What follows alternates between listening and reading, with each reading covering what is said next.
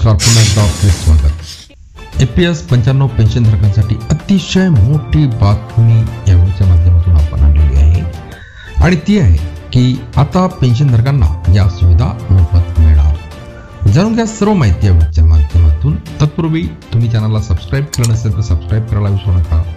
ही मोठी आनंदाची बातमी आपल्या सर्व मित्र परिवाराला शेअर करून व्हिडिओला लाईक सुद्धा करायला विसरू नका।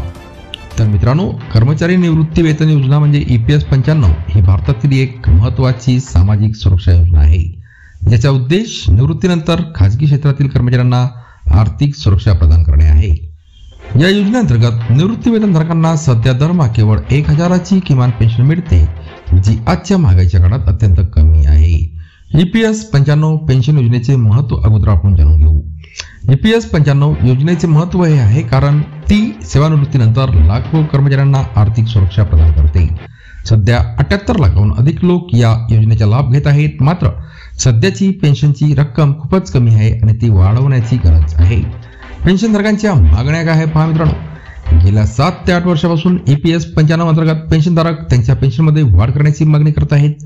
महागाई आणि वैद्यकीय खर्चाचा विचार करता मासिक 1000ची पेन्शन अपुरी असल्याचे त्यांचे म्हणणे आहे, त्यामुळे त्यांनी ती वाढवून 7500 रुपये करण्याचा प्रस्ताव केला आहे।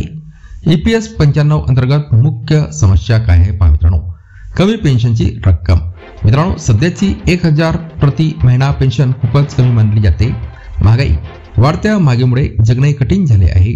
आरोग्य सेवा, पेन्शनधारक आणि त्यांच्या जोडीदारांसाठी मोफत वैद्यकीय सुविधांचा अभाव, पारदर्शकतेचा अभाव, अनेक वेळा अर्जामध्ये चुका होतात ज्या दुरुस्त केल्या जात नाहीत, कालबद्धता, प्रलंबित मागण्यांवर प्रक्रिया करण्यास विलंब होतो, सरकारी धोरणे, सरकारने यापूर्वी जाहीर केलेली किमान पेन्शन रक्कम पाळली जात नाही।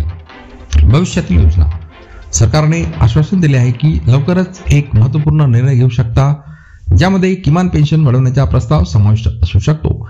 याशिवाय आरोग्य सेवा सुधारणे आणि इतर सुविधांचाही अंमलबजावणी करण्याबाबतचाही विचार सुरू आहे। पुन्हा भेटू पुढच्या व्हिडिओमध्ये नवीन अपडेट घेऊन, तोपर्यंत धन्यवाद।